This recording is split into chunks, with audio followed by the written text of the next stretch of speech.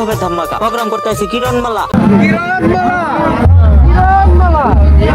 তো চলেন গল্পটা শুরু থেকে প্রথম করি। ও নো সরি প্রথমটা শুরু করি। তো গাইস খবরটা ইতিমধ্যে সবাই জানে, লক্ষ্মীপুর জেলা বালিটিকা বাজারে কিরণমালা এসে প্রোগ্রাম করতে, আর সেই সুযোগে আমি এলাম ব্লগ করতে। তো কিরণমালা কিভাবে বালিটিকা এলো সেটাও দেখাবো ব্লগের মাধ্যমে। তো গাইস এখানে শুধু কিরণমালাই দেখিনি, আর দেখলাম হাজার হাজার দোকান। এখানে হলো টিঙ্গের বাউন্ডারির ভিতরে স্টেজ প্রোগ্রাম। তো গাইস যে কিরণমালা সিরিয়াল টিভিতে দেখতাম, সেই কিরণমালা আজকে এসে আসাম। তো গাইস কিরণমালা এখনো বালিটিকা বাজারে আসা পাই নাই, তাই জন্য আমরা বাইরে ঘুরতে লাগলাম।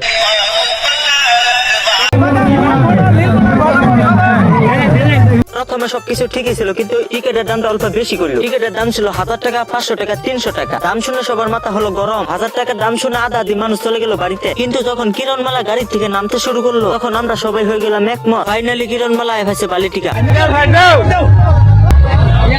মেকআপ যে করছে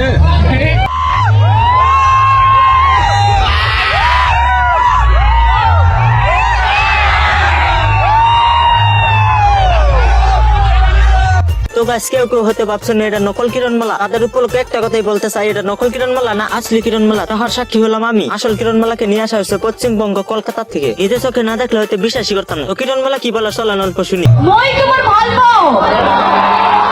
কিরণমালা কি বললো, মই তোমার ভাল পাও না মই তোমাক ভাল পাও, কোনটা আসলে বুঝাই গেল না। তাহার সাথে আরো দুই একটা গান।